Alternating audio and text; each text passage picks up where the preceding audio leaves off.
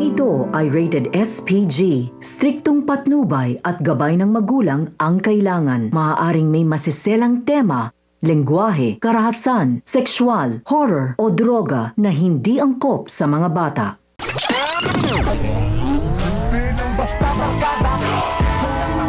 Hindi nasayang ang mga araw na ginugol ni Balatukan sa pag-iimbestiga kay Rigor dahil napag-alaman niya ang mga tinatagong baho nito.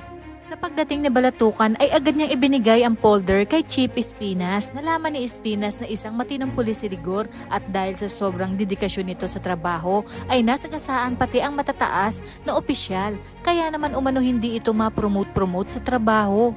Nakita rin sa record na napatay umano nito ang most wanted drug lord na si Ramon Montenegro na dahilan din kaya't nasuspindi ito.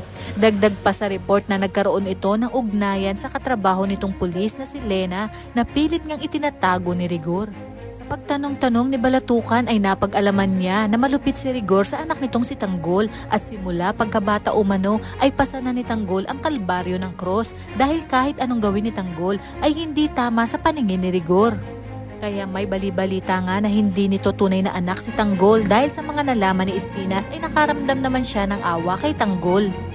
Kaya sinabi niya sa kanyang sarili na kaya pala ganoon si Tanggol dahil sa kinagisnan nitong amang si Rigor. Wala umanong ama ang gustong mapahamak ang kanyang anak, ngunit sa ginawa ni Rigor na nagawa nitong barilin at ipakulong si Tanggol ay may posibilidad ngang hindi nito tunay na anak si Tanggol. Ngunit ang mas kinagulat ni Espinas ay ang balitang si Rigor daw ang nakapatay kay Ramon.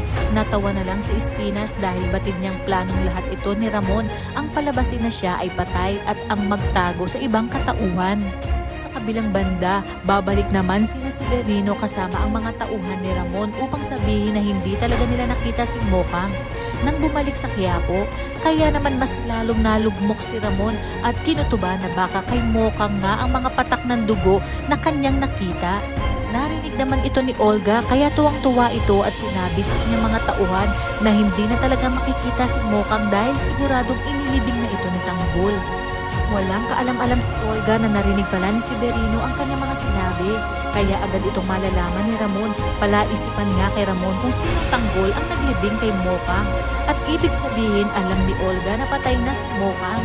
Dito nga ay palihim na mag-iimbestiga si Ramon. Kaya naman kapamilya, kung bago ka pa lang sa aking channel ay mag-subscribe ka na at i-click mo na rin ang bell icon para updated ka sa pinakahuling kaganapan sa paborito mong teleserye, ang FPJ's Batang Quiapo. Hanggang sa muli, salamat!